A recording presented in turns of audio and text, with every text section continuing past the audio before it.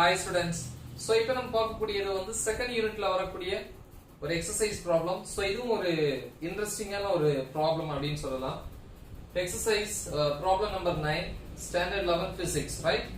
A particle is projected at an angle of theta with respect to the horizontal direction.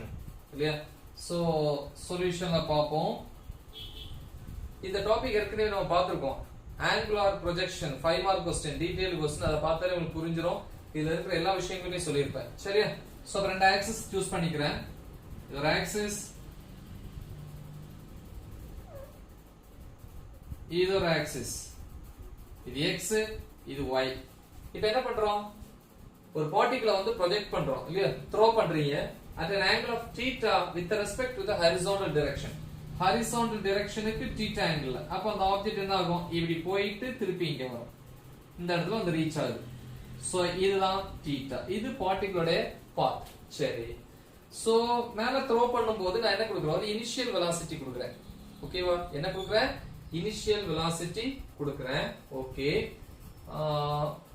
பாருங்க question என்னது? match the following for the above motion. இந்த மோஷனை வச்சு கொஞ்சம் points கொடுத்திருக்கான். இதுக்கு இது அப்படினு சொல்லி அவனே மேட்ச் பண்ணியிருக்கான். பட் இத வந்து கரெக்ட்டா நம்ம மேட்ச் பண்ணனும்.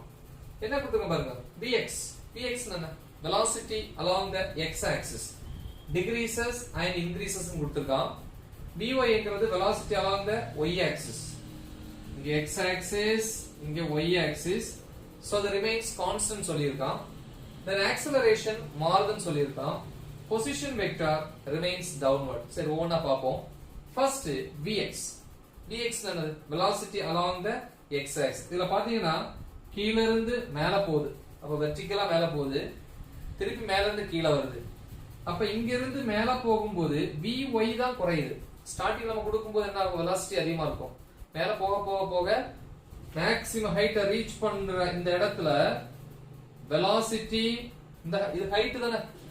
y axis தானே அது இல்லையா? இது y axis. அப்ப Vy யோட வேல்யூ 0 ஆகுது. எப்ப அது 0 ஆகுதோ அதுக்கு அப்புறம் அந்த ஆப்ஜெக்ட் திருப்பி எங்க வரும்? கீழ வரும். அப்ப Vy யோட value velocity along the y axis கீழ இருந்து மேல போக டிகிரீஸ் ஆகுது. திருப்பி மேல இருந்து கீழ வரும்போது வேகமா கீழ வருது. increases y axisல. கரெக்ட்டா? அப்ப இது தப்பு. இதுக்கு எது வரும்? Vx மாறவே மாறாது. அப்ப Vx வந்து மாறாது. Vy வந்து மேல போக டிகிரீஸ் ஆகும். அதுக்கு அப்புறம் கீழ வரும்போது இன்கிரீஸ் ஆகும். கரெக்ட்டா? மேல போகும்போது டிகிரீசஸ், கீழ வரும்போது இன்கிரீசஸ். சரி, அப்ப ஆன்சர் நான் இங்க எழுதுறேன். First one A.